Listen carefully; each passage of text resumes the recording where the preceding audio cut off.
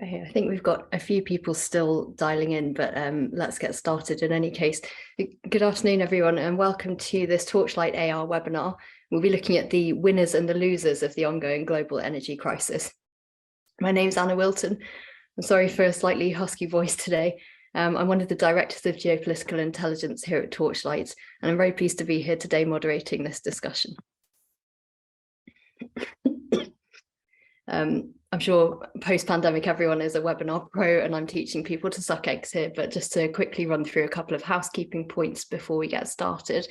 The session is scheduled for an hour. I think some of you may have had an invitation for 45 minutes, but we've had quite a lot of questions submitted, so we'll extend it slightly to go on for an hour. The other things to note are that we will be recording this webinar. We'll release a copy of it online at a later date. And you'll all be sent a copy of the recording to watch again at your leisure. You can submit questions anonymously through the chat function throughout the presentation, and they'll all be discussed at the end, so I'd very much encourage you to do that. I'm very pleased to introduce our key speakers for this webinar. First up, we'll have Katrina Burns, who's our head of former Soviet Union, and she'll be looking at the Russian angle of the crisis. And we also have Sebastian Contreras, who's Torchlight's head of Europe. And he'll be giving us some insights into how this crisis is affecting Europe and the UK and how it's likely to develop from a European perspective. 3 of our other regional heads will also be joining the panel discussion after Katrina and Seb have spoken about Europe and Russia. We have our head of Asia, Dr. Judith Jacob, our head of MENA, Dr. Abdullah Karam, and our head of Africa, Andrew Smith, who are all looking forward to taking your questions at the end.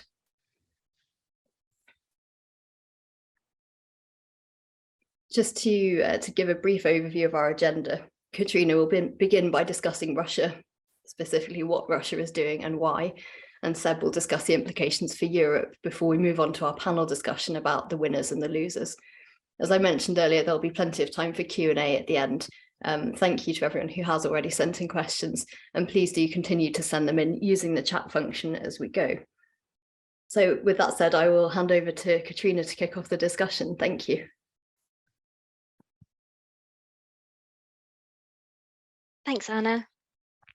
So the last 8 months have seen Moscow becoming increasingly aggressive in leveraging its role as the key energy exporter to Europe, highlighted in this pre-2022 slide.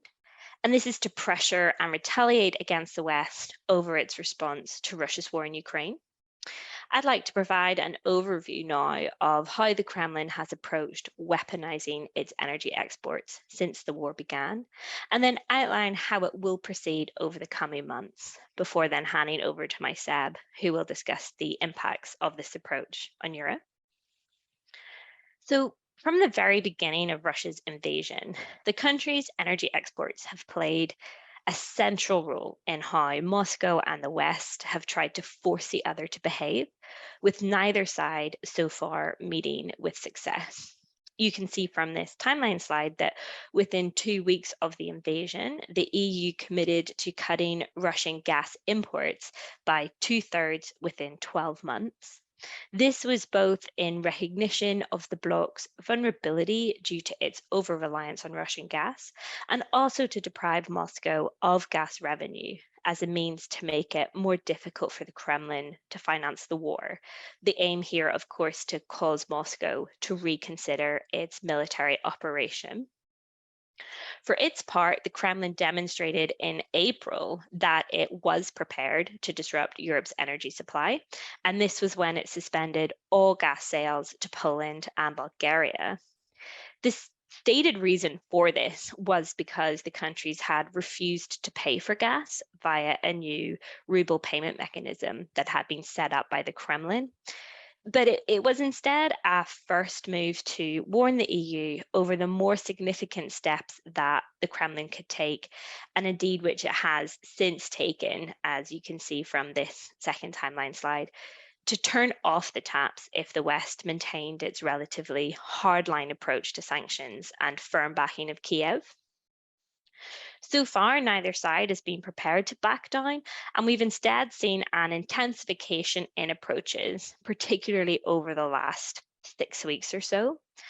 In early September, the G7 and the EU agreed to impose a price cap on Russian oil, and the EU is also planning to implement a ban on Russian seaborne crude exports from 5th of December.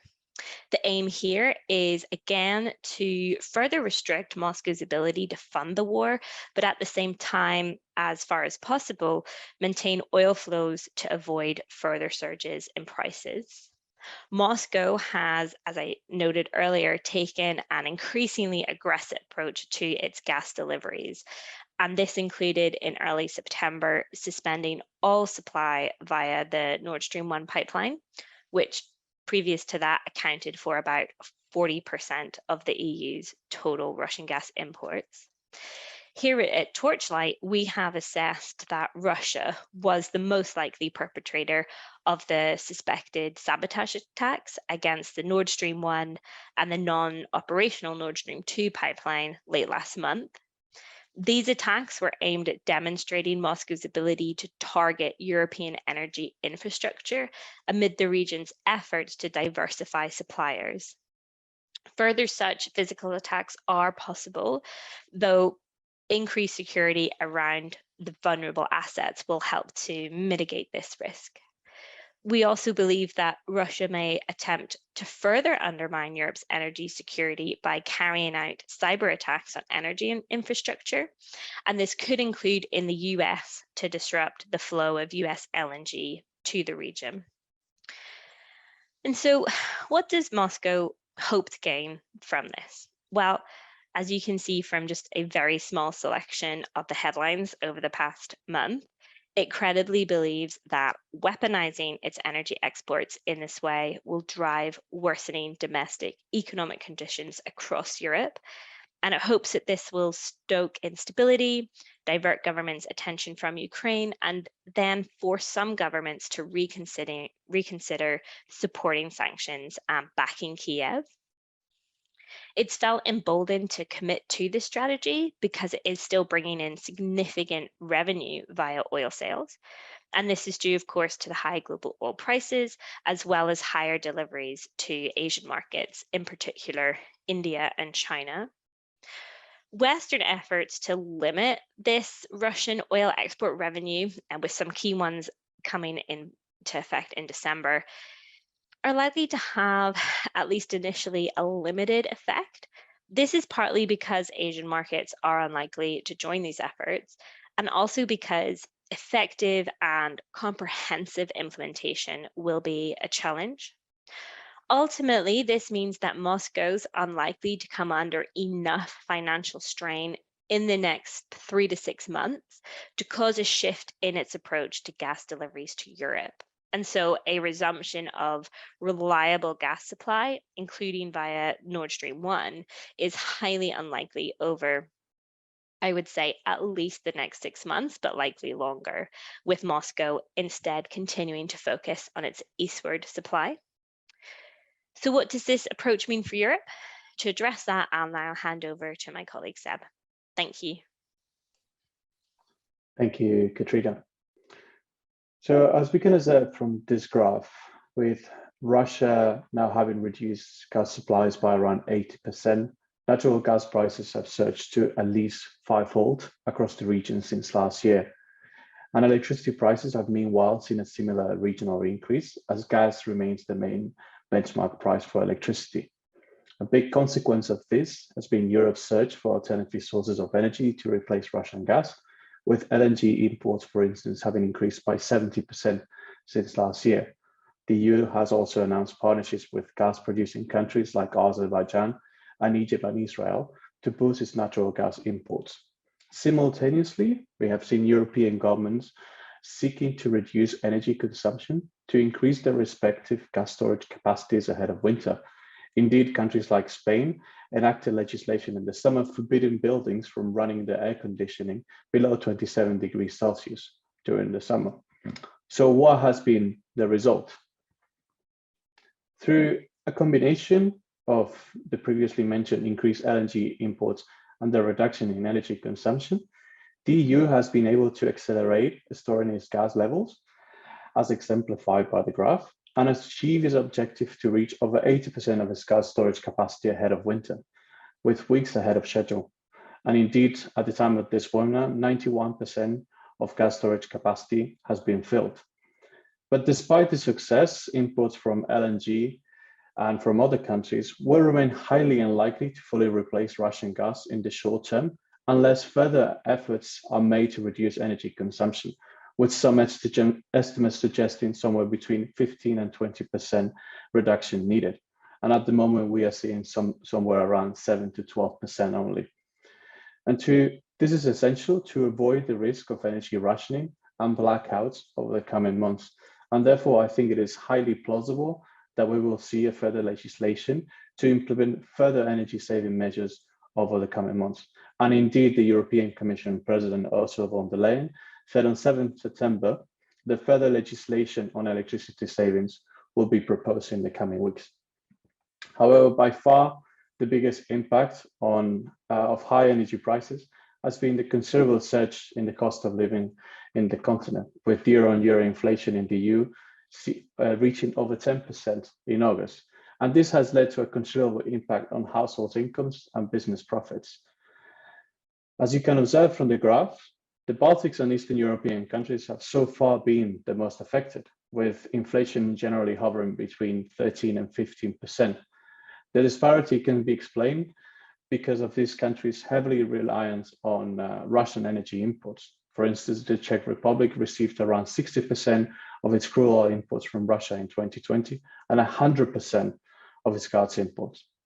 Overall, the rising cost of living has definitely resulted in anti-government sentiment rising throughout the region, with protests and strikes becoming increasingly common as citizens demand further assistance from the government. And in fact, the high likelihood that energy prices will remain elevated has led us to assess that this will likely sustain the high risk of protests until at least the end of the year and at least the first half of 2023.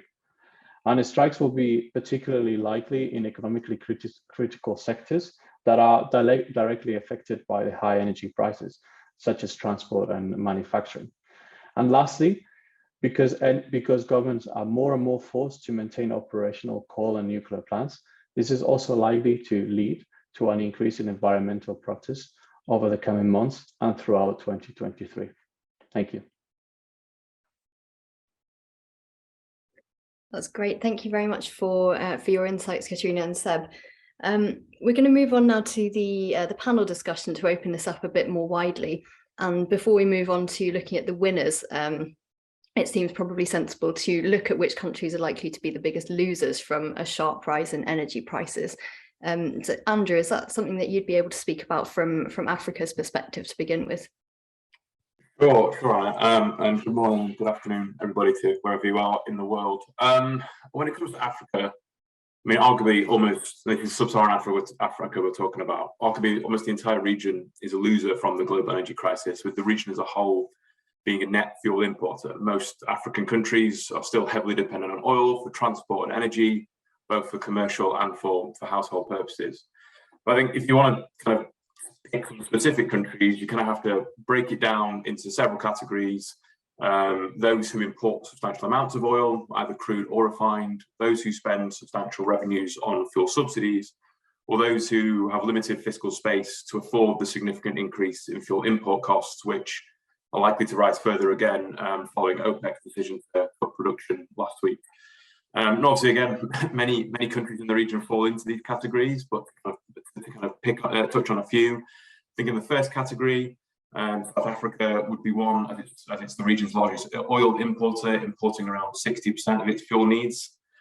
This is a situation and a statistic that's probably going to worsen over the next year or so, as some domestic refineries are due to close under some new kind of clean energy legislation that's due to be coming in. And others will be intermittently offline due to unplanned closures, kind of similar to what we've seen with Eskom and the power situation in South Africa in recent years. In the second category, around kind of fuel subsidies, you have to place Nigeria in there. In a so-called kind of pre-pandemic, pre-Russian invasion of Ukraine year, Nigeria was already spending around $4 billion on this subsidy. That's estimated to go up to about $16 billion next year, and it's about $10 billion for this year. And this is really going to counteract any gains that Nigeria, which is worth remembering is one of the top 2 oil producers in sub-Saharan Africa, is going to make from any improved oil kind of windfall revenues that it's going to receive. And it's also going to push Nigeria's public debt, as well as it's going to have to borrow to afford more expenditure. Then in the last category, around kind of reduced fiscal space, you have countries like Kenya, Ghana, Mozambique, Zambia, Sudan, Ethiopia, who are really struggling to afford the rise in fuel imports. And you have to remember, many sub-Saharan African countries, including these, also import the majority of their other goods as well, notably food, which I think kind of has seen similar increases in its import, in its price rises. So many of the countries that I've mentioned are either already in or at risk of debt distress, and the energy crisis and the food crisis is pushing them into further economic disarray. And these pressures really explain some of the developments that we've seen in some of these countries. So Kenya and Ethiopia, for example, in the past few months have rolled back their fuel subsidy programs. Mozambique, Kenya, and around 12 to 13 other countries are looking at potential kind of discounted oil import from Russia as a potential way to alleviate fuel costs, rising fuel costs. And we've also seen Ghana approach the IMF for a new credit facility, which the current government ruled out for years, but has kind of had to reverse its stance on this in the past 2 or 3 months. And then I argue a final category of losers are those that you kind of call the so-called fragile states. Now, these are the ones that are already experiencing some form of severe political instability, insecurity, or economic uncertainty of one form or another, not necessarily linked to the energy crisis or the food crisis, and I really have limited capacity to absorb yet another economic shock after the pandemic and the associated impacts on civil unrest, inflation, and so forth. You'd have to say countries in this grouping include the likes of Mali, Guinea, Burkina Faso, all of which have seen coups in the past few years, including another one in Burkina Faso only 2 weeks ago. And then you also have the likes of Malawi, Zimbabwe, and Sierra Leone, all of which have seen some form of unrest, either in the form of protests or strikes in recent months, all linked to the cost of living crisis. So quite the list there. Judith, is the picture any less bleak for Asia? Definitely less bleak. The pain, I suppose, in this region is concentrated largely in South Asia, given their heavy reliance on imported fuel. Particularly Pakistan, Nepal, the Maldives, and Bangladesh will face a severe and growing risk of default, with the high risk of civil unrest accompanying that. Pakistan and Bangladesh have already seen widespread demonstrations linked to reductions in the fuel subsidies, while Sri Lanka's government collapsed. This was not wholly due to rising fuel prices, but months of rising import costs and the fuel shortages did not help. So I would say that the risk of default in general is spread quite unevenly across these economies, though. Pakistan faces the greatest and most imminent threat because it has a weak currency, diminishing foreign reserves, and a government that is under severe pressure at the moment. The government has enacted an austerity budget and restarted its IMF loan program, but this will still be insufficient to meet all of its external financing needs, particularly if the cost of importing fuel remains high in the coming months. Pakistan will be forced then to rely on the goodwill of its allies like China and several Gulf countries to make up for the shortfall, and this will prolong economic insecurity there over the coming year at very least. As for its neighbors, Nepal, the Maldives, and Bangladesh, they face a slightly lower risk of default than Pakistan because they are able to sort of offset some of this risk with rises in remittance figures over the past few months. This is a key contributor to their foreign reserves, and tourism, particularly for the Maldives and Nepal, has begun to rise again as pandemic restrictions ease there. Bangladesh, however, has taken preemptive action. Apparently, they are beginning to seek a loan from the IMF to establish a liquidity buffer before the external debt repayment schedule kicks into gear in 2024.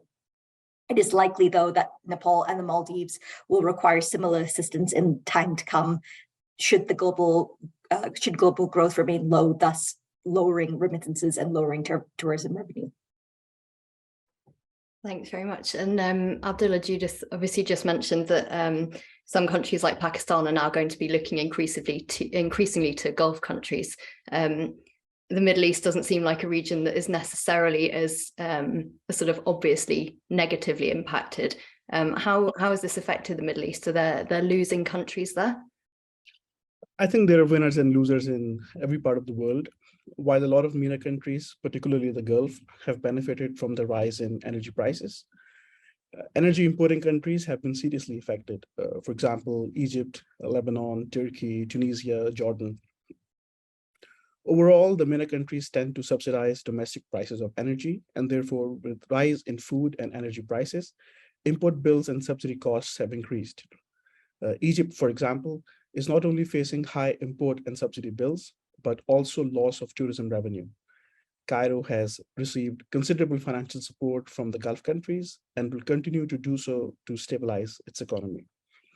It's also seeking an IMF loan, and Tunisia is also seeking an IMF loan to avert a possible risk of default. And in both these countries, there's also a considerable risk of protests, and Egypt in particular has a history of popular protests when the food prices go up. In Turkey, the situation is somewhat different. While the lira is plummeting and import bills are increasing, but the economy is large and more diverse as compared to rest of the affected countries in the MENA region. So I think ultimately Turkey will fare better than rest of the MENA region countries. This is among the countries which are negatively affected. Thank you very much. And so, Abdullah, you touched a little bit on some of the potential winners as well. It seems like the media reports coming out around this are quite frequently overlooking the fact that some countries are quietly benefiting from a rise in fuel prices. Katrina, could you maybe talk about this from the FSU's perspective? Yeah, thanks, Anna.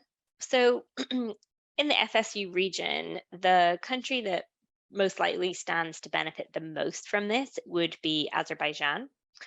It's currently reaping in significant revenue from the high global oil prices, and we're also seeing that demand for its hydrocarbons is rising as the EU attempts to reduce reliance on Russian energy. Azerbaijan is actually really the only country in the region that has both the export capacity and the infrastructure to support, in particular, the EU's gas diversification efforts.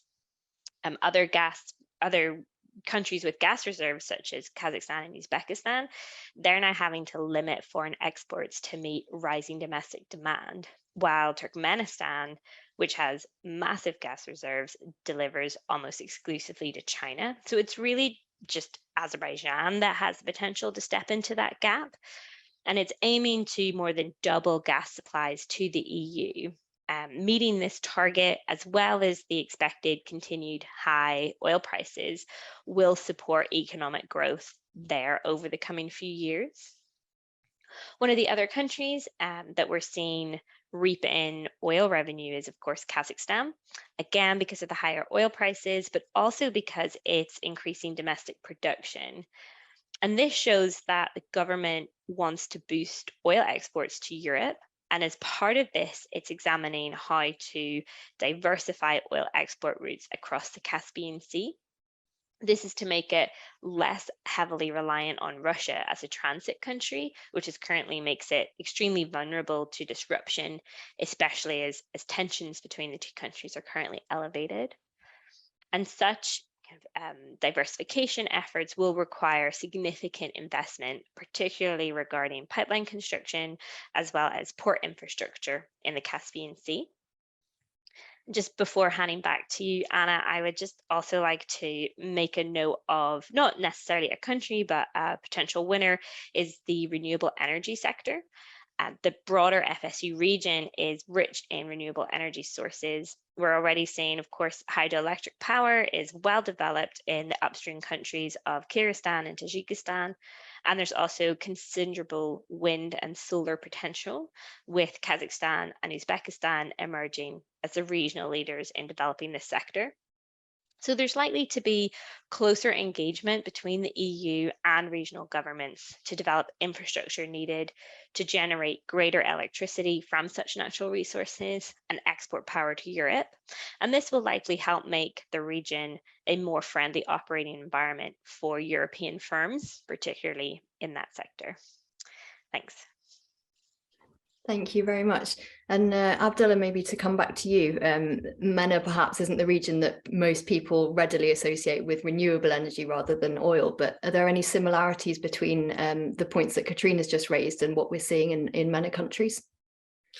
When the states will have a lot of extra revenue, they will want to diversify their energy mix. So for example, Oman is a very interesting case study.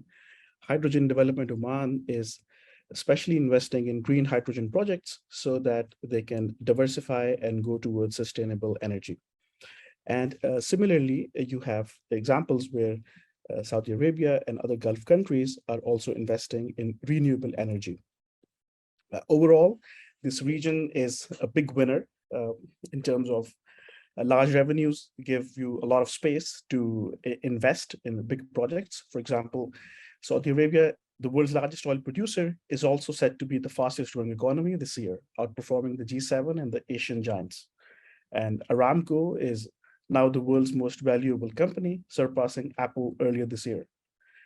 Similarly, Qatar is set to increase its gas production through NFE, the North Field East, and NFS, the North Field South gas field.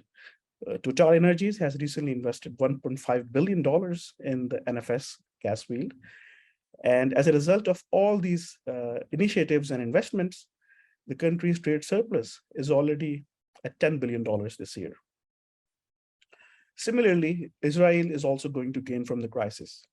In June, Tel Aviv signed a memorandum of understanding with the EU to increase long-term gas supplies to Europe, and subsequently reversed its earlier policy of limiting offshore gas exploration, launching a new licensing round to take advantage of increasing gas demand from Europe, particularly by exploring resources in the Karish gas field. And just yesterday, Israel and Lebanon reached an agreement over the maritime borders. It's yet to be formally ratified, but they've verbally reached the agreement mediated by the US. And this will bring somewhat a considerable stability in allowing Israel and Lebanon both to explore their gas reserves, in which Israel will start benefiting immediately because of its infrastructure, and Lebanon will start benefiting in medium to long term. Egypt, while we discussed it as a short-term loser, will eventually benefit in the long term because Israel will use Egyptian LNG plants to export gas to Europe. Also, the previously agreed construction of a new cross-border pipeline between Egypt and Israel is now more likely to move forward. Algeria is also set to benefit after signing a deal with Italy to boost gas exports, in addition to Algiers' previous supplies commitments to Spain. With increased energy links with Europe, Algeria is likely to increase its gas exports to Europe significantly in the long run. Thank you very much, Abdullah. And Judith, from Asia's perspective, would you say that anyone is coming out of this as a winner? I mean, I think saying something is a big winner in Asia during this crisis is a bit of a stretch, but India, Indonesia, and Australia have weathered this relatively well. Cheap Russian oil has enabled India to diversify its energy supplies. It's increased its purchase of Russian oil by about 800,000 barrels per day. That was as of May, making Russia now its second largest supplier. Indonesia and Australia have benefited from rising coal prices significantly, as Japan and South Korea have increasingly bought coal from them due to fears of Russian sanctions and disruption to shipping. Indonesia's achieved a balance of trade surplus, largely through increasing its coal exports to China as well, and its economic growth remains stable while every other economy in the region seems to be floundering. While this is not country specific, like Katrina said, the renewable energy sector in Asia has also begun to make some big headway during this period. Governments are increasingly thinking about long-term energy security. The crisis, shall we say, has focused minds, and are increasingly investing in renewable technologies or introducing policies that will make this more favorable to renewable companies. India has passed, for example, significant energy conservation legislation in August, while China's central government has begun leading quite heavily on provincial governments to step up their efforts really to move away from fossil fuels. So we can see big gains for the sector across the region in the years to come. Great, thank you very much. And Andrew, you gave quite a comprehensive list earlier of countries in Africa that are very likely to struggle or are already struggling. Are there any potential winners in Africa that you could point to? Again, as kind of with losers, the answer for losers, the answer is not really that clear cut. I mean, you'd immediately look at your kind of big oil producers on the continent: Angola, Nigeria, Gabon, Chad, South Sudan, Equatorial Guinea, Republic of Congo, not the DRC, that is. But kind of as outlined when I was discussing Nigeria earlier, many of these countries lack the refining and storage infrastructure, which means most of them import the majority of their fuel and other goods, as I mentioned earlier, or have other internal challenges that are really preventing them from reaping the full gains of higher oil exports and oil revenues. Of these countries kind of mentioned, Angola's arguably done the best in the past year, with its oil windfall seeing it cancel a planned Eurobond sale earlier this year because it felt it no longer really needed to do that. Its public debt has continued to decline, and inflation has also continued to decline, although it remains around the 20% mark.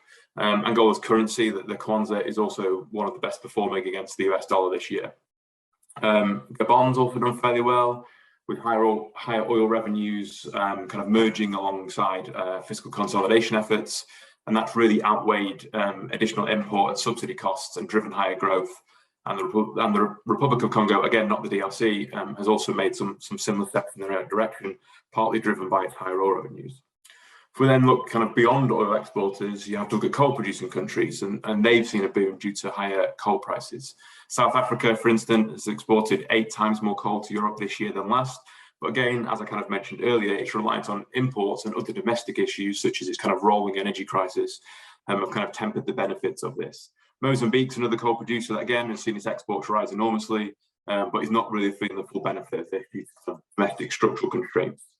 However, other coal producers on the continent that don't have these constraints, the likes of Botswana and Tanzania, are being better out of higher coal prices. Historically, the cost of exporting coal from these two countries to international markets has meant that they've actually just decided and opted to export to their regional neighbours. But given the current high price of coal, Tanzania has already started to export internationally, and Botswana is likely to follow suit very, very shortly. If we look kind of further down the line in the medium to long term, there's a whole host of countries on the continent with prospective oil and gas projects that have seen a resurgence in investor interest amid Europe's energy diversification efforts, including Namibia, Cote d'Ivoire, Ghana, Mauritania, and also countries that have existing fossil fuel projects, such as Senegal, Uganda, Tanzania, Mozambique. They've all made a kind of renewed push in the past 6 months to either get these projects back on track or to kind of move them further down the track. Other countries also kind of thought to capitalise on the changing kind of geopolitical wind, so to speak. The DRC, for instance, launched a licensing round for 30 oil and gas blocks in July. And Nigeria and Niger have revived plans on a trans-Saharan gas pipeline with Algeria, and Nigeria also has plans for an offshore gas pipeline with Morocco. I think the major issue that many of these countries with these projects face is that because of international decarbonisation efforts, many investors are not likely to consider these projects if they stretch far beyond 2030. And this is not just the US and EU countries, but this is also companies from the likes of from China amid their own kind of decarbonisation efforts. What this really means is that some of these projects really need to get off the ground or out the ground, more accurately, in the next 2 to 4 years if these countries are really going to reap the full benefits of their deposits and of their reserves. So given this, in the longer term, it's probably the countries that have significant renewables potential and those with the critical minerals for renewable technologies that are probably in the best position. Now, you could argue most countries in sub-Saharan Africa fall into this category, whether it be for solar, wind, hydro, etc. So it's quite difficult at this point to really say who's going to become a front runner in this area, and likewise with critical minerals.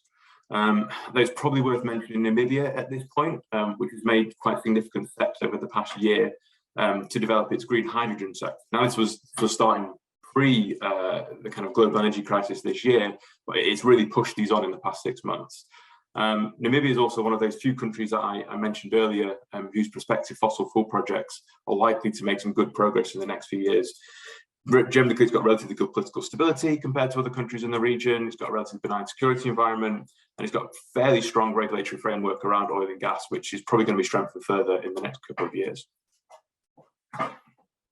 Great. And Seb, just maybe to come back to you, are there any sort of silver linings for Western or for Eastern European states here that you'd like to draw out?